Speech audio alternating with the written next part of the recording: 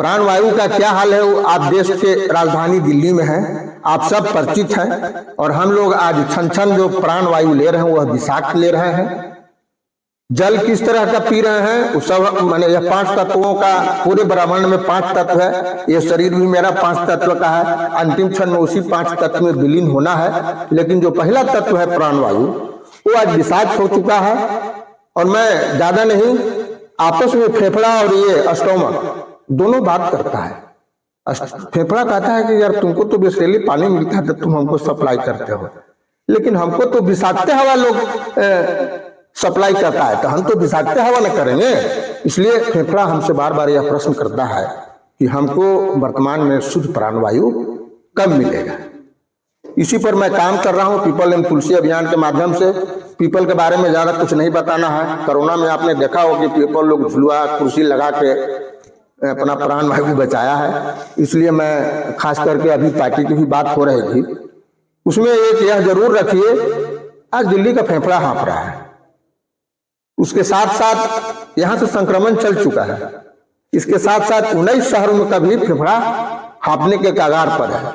देश की राजधानी से चल चुका है, फिर राज्य की राजधानी में जाएगा, राजधानी से फिर जिला में जाएगा, जिला से संक्रमण प्रखंड तक जाएगा।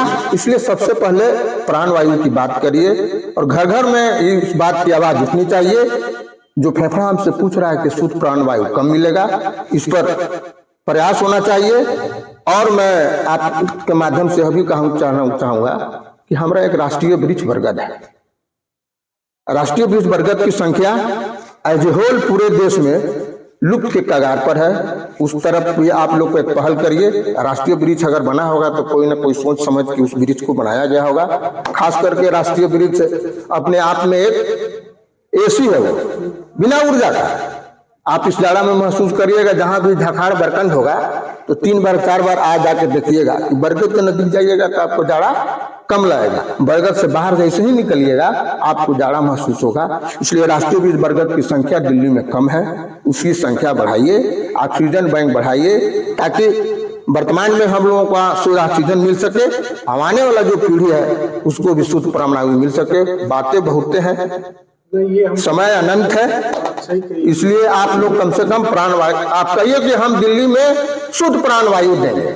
और उसके लिए कुछ नहीं, जिस क्षेत्र में जाइए वो बरगद लगाइए, प्रैक्टिकल करके दिखाइए। देखिए हम ऑक्सीजन बैंक लगा रहे हैं, हम राष्ट्रीय वृक्ष को सम्मान कर रहे हैं। आज तक राष्ट्रीय वृक्ष को सम्मान न किसी पार्टी के द्वारा, न किसी संस्था के द्वारा, न किसी सामाजिक तत्परता द्वारा। अभी रामलीला मैदान में प्रकृति संवाद हुआ था।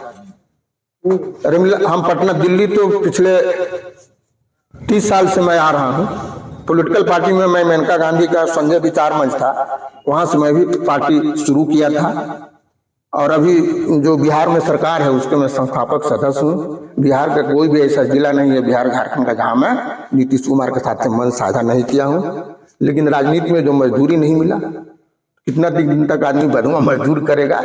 इसलिए अपना ही पैसा, अपना ही धन, अपना ही समय, तब मैं ये पीपल एंड तुलसी अभियान 1991 से जो कर रहा था उसी को आगे आज बढ़ाया। मेरा परिचय, मेरा नाम डॉक्टर धर्मेंद्र कुमार है।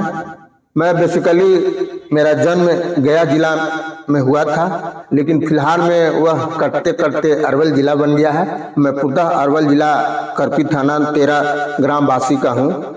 और पिछले 30 साल से मैं पटना सिपारा में भी रहता हूँ, वहाँ भी एक पैतृक गाँव पूर्वजों के द्वारा बनाया गया है। मैं एक पेशे से होम्योपैथिक चिकित्सक हूँ और चिकित्सा के क्षेत्र में एक सोशल प्रिवेंटिव मेडिसिन या हाइजीन के बारे में बताया जाता था। जब मैं चिकित्सा के क्षेत्र में था तो सोशल हाइजीन और सोशल प्रिवेंटिव के बारे में जब हमको पढ़ाया गया, तो आज के परिवेश में जो भी चिकित्सक हैं वो केवल मेडिसिन की बात करते हैं, लेकिन समाज को, सोसाइटी को सोशल प्रिवेंटिव मेडिसिन की सख्त आवश्यकता है। और आज वायु का क्या हाल है, प्राणवायु का क्या हाल है वो आप देश के राजधानी दिल्ली में हैं, आप सब परिचित हैं। और हम लोग आज छन छन जो प्राणवायु ले रहे हैं वह विषाक्त ले रहे हैं। जल किस तरह का पी रहे हैं वो सब माने यह 5 तत्वों का, पूरे ब्रह्मांड में 5 तत्व है, ये शरीर भी मेरा 5 तत्व का है। अंतिम क्षण में उसी 5 तत्व में विलीन होना है। लेकिन जो पहला तत्व है प्राणवायु वो आज विषाक्त हो चुका है। और मैं ज्यादा नहीं, आपस में फेफड़ा और ये स्टोमक दोनों बात करता है। फेफड़ा कहता है कि यार तुमको तो बेसिकली पानी मिलता है तो तुम हमको सप्लाई करते हो, लेकिन हमको तो विषाक्त हवा लोग सप्लाई करता है, तो हम तो विषाक्त हवा न करेंगे। इसलिए फेफड़ा हमसे बार बार यह प्रश्न करता है कि हमको वर्तमान में शुद्ध प्राणवायु कब मिलेगा। इसी पर मैं काम कर रहा हूँ पीपल एंड तुलसी अभियान के माध्यम से। पीपल के बारे में ज्यादा कुछ नहीं बताना है। कोरोना में आपने देखा हो कि पीपल लोग झुलुआ कुर्सी लगा के अपना प्राण वायु बचाया है। इसलिए मैं खास करके अभी पार्टी की भी बात हो रही थी, उसमें एक यह जरूर रखिए, आज दिल्ली का फेफड़ा हाँफ रहा है, उसके साथ साथ यहाँ से संक्रमण चल चुका है, इसके साथ साथ 19 शहरों का भी फेफड़ा हाँफने के कगार पर है।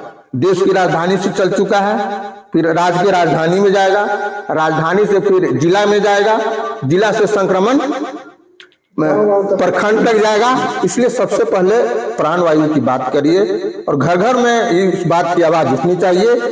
जो फेफड़ा हमसे पूछ रहा है कि शुद्ध प्राणवायु कब मिलेगा, इस पर प्रयास होना चाहिए।